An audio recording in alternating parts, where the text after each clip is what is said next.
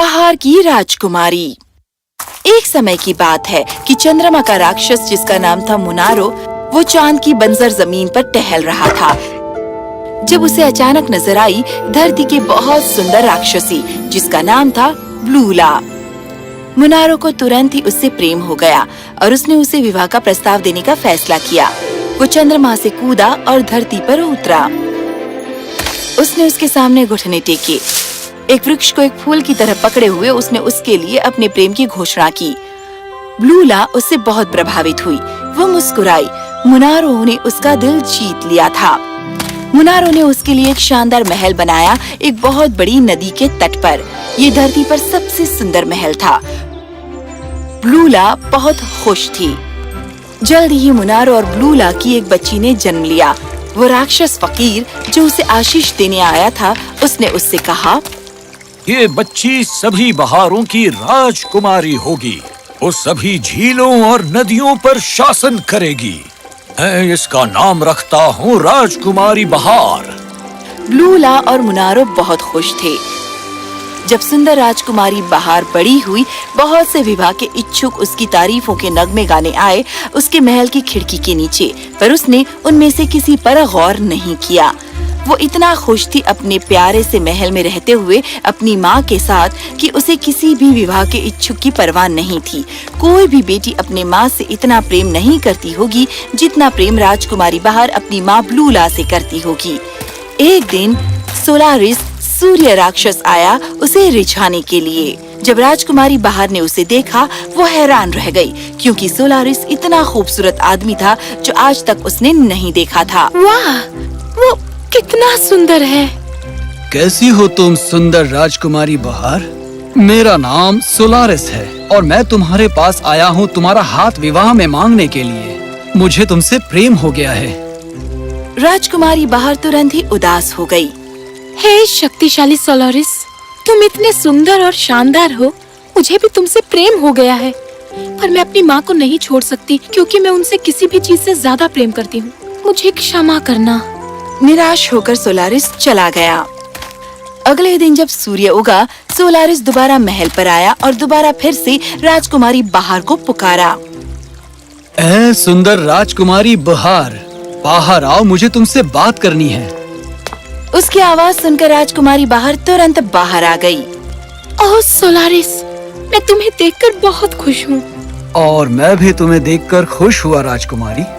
और मैं तुम्हें ये बताने आया हूँ कि मुझे तुम्हें भूलना असंभव है। मैं बस तुमसे दूर रह नहीं सकता, पर मैं अपने माँ के प्रति तुम्हारे प्रेम को भी समझता हूँ। इसलिए मैं एक और प्रस्ताव लेकर आया हूँ। और वो प्रस्ताव क्या है? मुझसे विवाह करो और मेरे साथ मेरे राज्य आओ और हर साल मेरे साथ 9 महीने के लिए रहो और बाकी के 3 महीने तुम यहाँ आ सकती हो और अपनी माँ के साथ रह सकती हो। राजकुमारी बहार मुस्कुराई क्योंकि उसे राजकुमार सोलारिस का प्रस्ताव काफी पसंद आया। वो राजी हो गई और तुरंत ही विवाह संपन्न हो गया।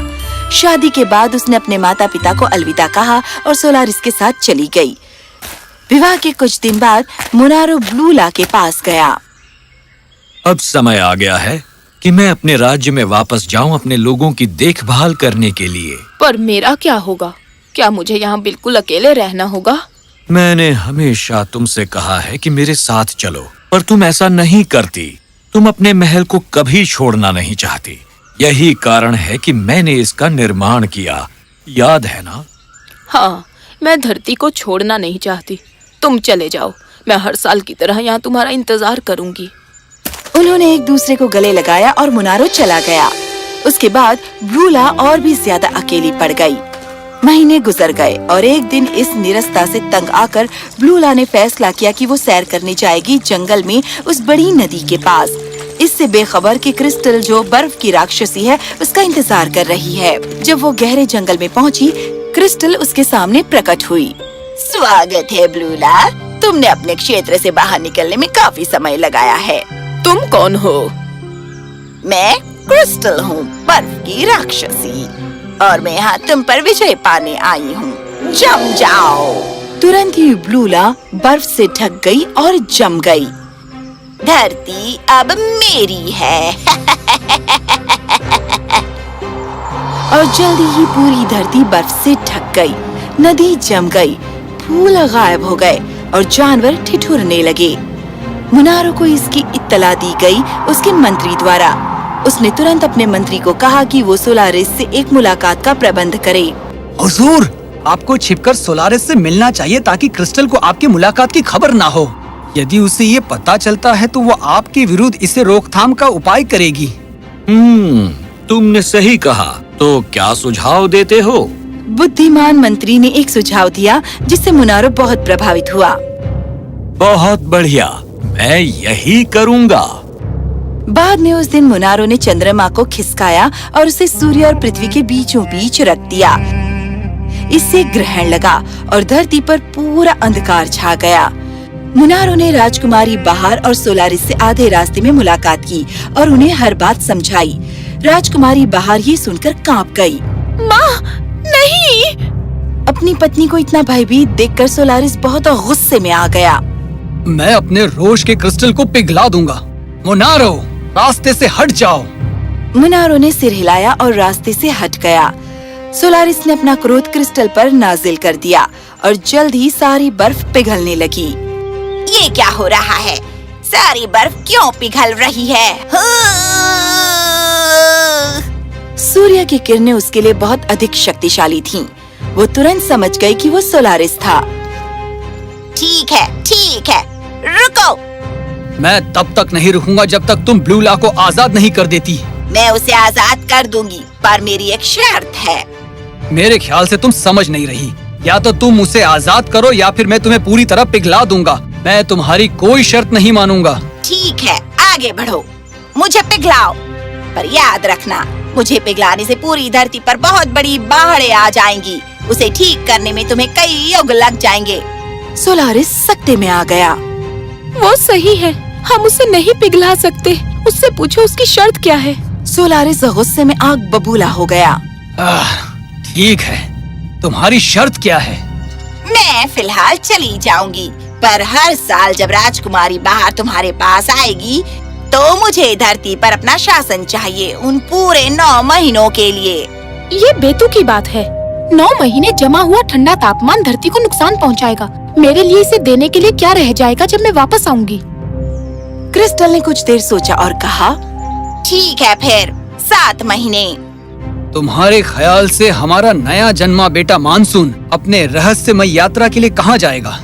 हमने फैसला किया है कि उसे उसकी नानी माँ के महल में 3 महीने के लिए भेजा जाएगा ताकि वो धरती के बारे में सब सीख सके और वहाँ पर वर्षा बरसा सके।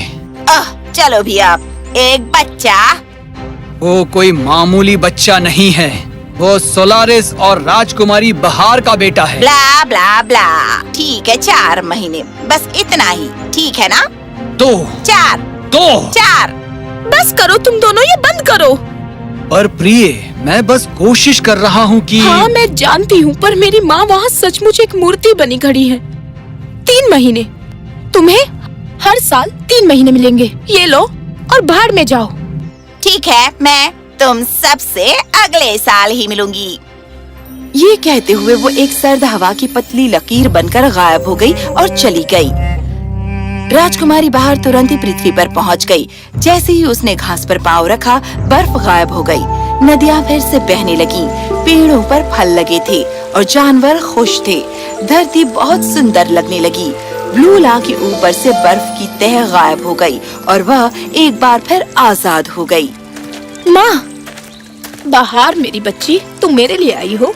दोनों ने एक दूसरे को गले लगाया और राजकुमारी बहार ने वो सब कुछ बताया जो हुआ था। मेरी बेटी, मेरे पति और मेरे दामाद ने सही किया जब मैं फंस गई थी। मैं इतनी भाग्यवान हूँ। और चिंता मत करो, जहाँ एक क्रिस्टल का सवाल है, मैं उसे 3 महीने तक अपना लूंगी। पर मुझे बताओ कि वो कौन सी अच्छी खबर है जो तुम मुझे देने आई थी। माँ, मैंने एक पुत्र को जन्म दिया है। वो बड़ा होकर बनेगा वर्षा का राक्षस। हमने उसका नाम रखा है मानसून और वो हर साल आकर आपसे मिलेगा 3 महीने के लिए। ओह, ये तो बहुत ही बढ़िया रहेगा। मुझे बहुत खुशी है मेरी बच्ची।